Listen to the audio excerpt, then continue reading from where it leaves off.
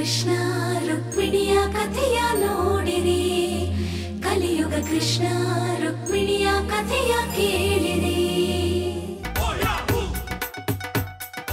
ಅಯ್ಯಯ್ಯೋ, ಅವಸರ ಪಟ್ಟು ಹೊಟ್ಟೆ ಸರಿ ಇಲ್ಲ ಅಂತ ಹೇಳಿ ತಪ್ಪು ಮಾಡಿಬಿಟ್ನಲ್ಲಪ್ಪ. ಅಜ್ಜಿಗೂ ಬಡಿಸಮ್ಮ. ಬೇಡ, ಅವಾಗಲೇ ತಾನೇ ಹೊಟ್ಟೆ ಸರಿ ಇಲ್ಲ ಅಂದ್ರಲ್ಲ, ಅದಕ್ಕೆ. ತುಂಬ ಚೆನ್ನಾಗಿದೆ. ಮನೆ ತುಪ್ಪ ಬಹಳ ಘಮ್ ಅಂತ ಇದೆ. ರುಕ್ಮಿಣಿ, ನೀನೇ ಸುಮ್ಮನೆ ನಿಂತ್ಕೊಂಡಿದ್ಯಾ? ನೀನು ಸ್ವಲ್ಪ ಹಾಕೊಂಡು ತಿನ್ನಮ್ಮ.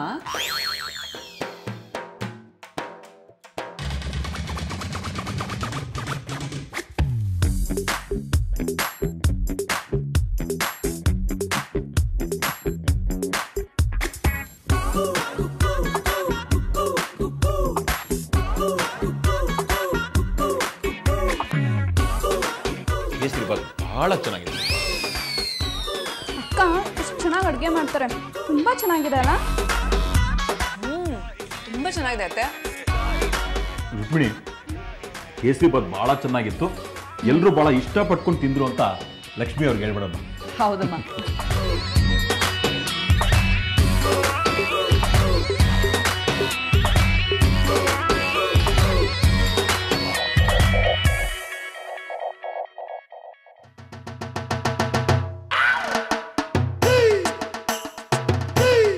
ಹೇಗಾದರೂ ಮಾಡಿ ಸ್ವಲ್ಪ ಹೊತ್ತು ಬಿಟ್ಟು ಬಂದು ಕೇಸರಿ ಬಾತ್ ತಿನ್ನಲೇಬೇಕು.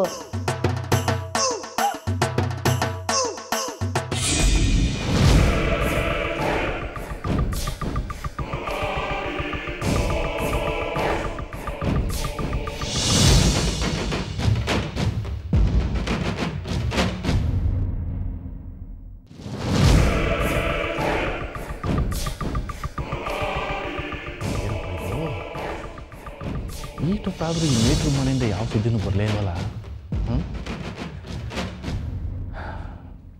ಹೆಂಗನ ಇರಲಿ, ಹೂನಾರ ಮಾಡಿಸ್ಬಿಡ್ವಾ.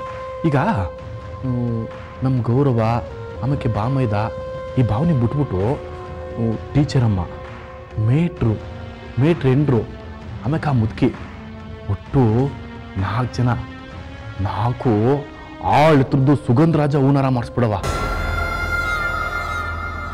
ಹೆಂಗಿರೋರು ಸತ್ತವ್ರೆ ಅಂತ ಸುದ್ದಿ ಬಂದ್ಮೇಕೆ ಅವ್ರ ಎಣ್ಣೆ ತಕ್ಕ ಹೋಗ್ಬಿಟ್ಟು ಆ ಹೂನಾರ ಹಾಕ್ಬಿಟ್ಟು ಅರ್ಧ ಅಂಡೆ ಮಸಾಲೆ ಕಣ್ಣಿನ ಸುರಿಸ್ಬಿಡುವ.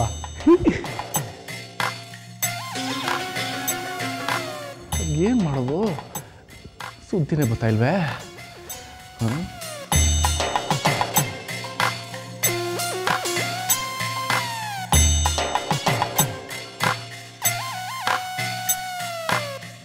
ಮಗ ಕಾಳಿ, ನಿನ್ ತಲೆ ಹೊಸ ಇತ್ತ ತಿರುಗಿಸ್ಲಾ? ಯಾಕವ? ಅಲ್ಲ, ನಿನ್ ತಲೆನಾಗೆ ಇಸ್ಕೂರು ಏನಾರ ಲೂಸ್ ಆಗ್ಬಿಟ್ಟೈತ ಹೆಂಗೆ ಅಂತ. ಹಾಗಿಂದ ನಾನು ನೋಡ್ತಾನೆ ಅವ್ನಿ ಒಬ್ನೇ ಏನೇನೋ ಮಾತಾಡ್ಕೊಂಡು ತಿಂದಿತ್ತಾಗೆ ಇತ್ತಿಂದತ್ತಾಗೆ ಓಡಾಡ್ತಿದ್ಯಾ. ಯಾಕ್ಲಾ? ಅದು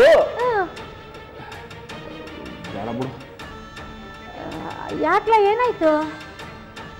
ಏನಿಲ್ಲ, ಈ ಕಿತ ನಾನು ಏನೇ ಹೇಳಕ್ಕಿಲ್ಲ, ಕೆಲಸ ಆದ್ಮೇಲೆ ಹೇಳದ್ ನಿಂಗೆ. ಕಿತ ಹೇಳ ಹೇಳ್ದಲ್ಲ ಬಾ, ಈ ಕಿತ ಹೇಳಕ್ಕಿಲ್ಲ ಅಂತ. ಹೋಗಬಾ. ಓಯ್ಯೋ ಬೇಡ ಬಿಡು, ಹೋದೇನ್ ಚಿದಂಬರ ರಸ್ತೆ ಆಡ್ದಂಗೆ ಆಡ್ತೀಯ, ನಾನು ಕಾಣದ್ದೆ. ಬೈಕ ಸುದ್ದಿ ಗೊತ್ತಾದ್ಮೇಕೆ ನೀನೇ ಬಂದು ಸನ್ಮಾನ ಮಾಡ್ತೀಯಲ್ಲ, ಆಗ ಗೊತ್ತಾಯ್ತದೆ. ಇದೇನೋ ಇದು, ಈಟೊತ್ತಾದ್ರೂ ಯಾವ ಸುದ್ದಿನೂ ಬರಲೇ ಇಲ್ವಲ್ಲ. ಇರಲಿ, ಇನ್ನೂ ಹೊಸಿ ಹೊತ್ತು ಕಾಯವ.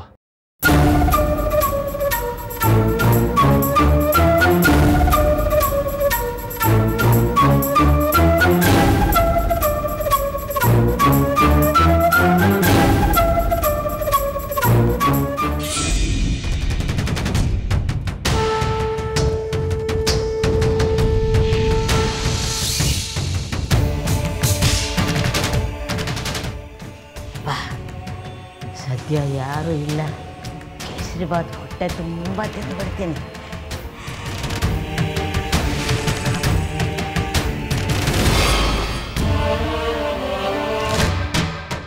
ಏನಿದು ಖಾಲಿ ಆಗೋಗ್ಬಿಟ್ಟೈತಲ್ಲ.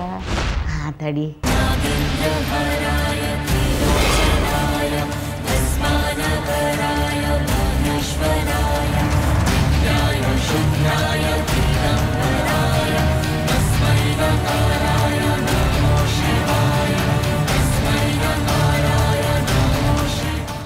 ಯಪ್ಪ, ಇದೇನಿದು? ಇದು ಇಷ್ಟೊಂದು ತೂಕ ಇದೆಯಲ್ಲ.